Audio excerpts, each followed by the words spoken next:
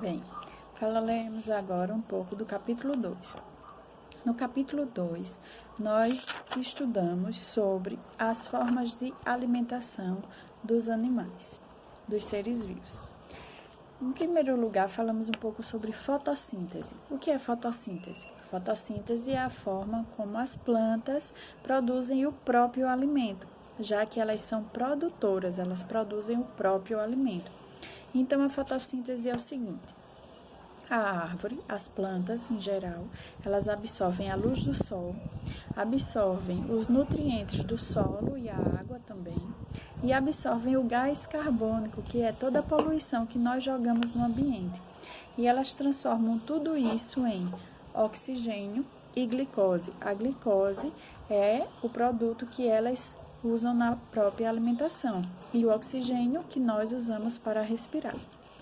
Então, esse é o sistema da fotossíntese. O que aprendemos também no capítulo 2 foi sobre produtores, consumidores e decompositores. Os produtores, como a gente já falou, são as plantas, porque elas produzem o próprio alimento através da fotossíntese. Os consumidores somos nós e a maioria dos animais. Todos os animais são consumidores, porque nós consumimos o alimento produzido por outros ou animais ou pelas plantas. Esses consumidores, eles podem ser primários, terciários, secundários, dependendo da posição que ele ocupa na cadeia alimentar. E depois temos os decompositores, que são os fungos e as bactérias, porque eles servem para decompor a matéria morta. Então, como funciona isso? Por exemplo, nós temos um boi. Nós comemos o boi que come o capim. Então, o capim é o produtor, porque ele é planta.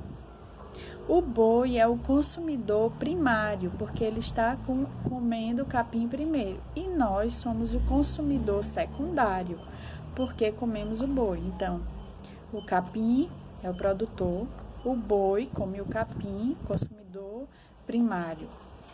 O homem come o boi, consumidor secundário. Tem algumas atividades referentes a essa teia alimentar, essa cadeia alimentar. Outra coisa também que nós aprendemos no capítulo 2 foram os tipos de consumidores e os alimentos que eles comem. Por exemplo, carnívoros são aqueles que se alimentam exclusivamente de carne. Herbívoros se alimentam exclusivamente de plantas. Onívoros somos nós, comemos carne e comemos planta. Comemos tudo.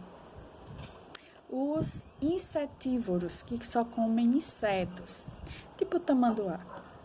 Os hematófagos são os morcegos, que se alimentam de sangue. Então, nesse capítulo 2, na página 17, até a página 20, nós temos atividades referentes a esta forma de cadeia alimentar. Quem é o consumidor, quem é o decompositor. Então, por exemplo, a primeira questão diz: os seres vivos têm a necessidade de obter alimento para gerar energia.